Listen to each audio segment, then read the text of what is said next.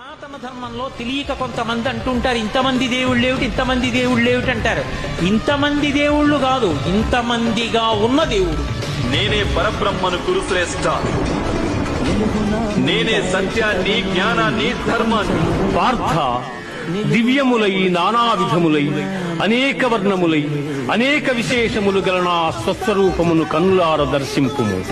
కేవా ఎల్ల దేవతలు, ఎల్ల ప్రాణులు, బ్రహ్మాదులు, ఋషీశ్వరులు, వాసుకి మొదలుగుగా గల ఎల్ల సర్పములు నీ యందు నాకు గోచరమగుతున్నవి.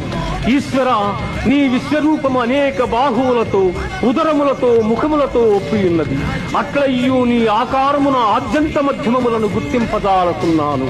కోరలచే భయంకరమై ప్రళయాగ్ని సమానములైన నీ ముఖములను చూచుట వలన నాకు దిక్కులు తెలియకున్నవి. కాన ప్రభో, నా యందు దయయుంచి నాకు ప్రసన్నుడవు కమ్ము. కృష్ణ, ప్రసన్నుడవు కమ్ము.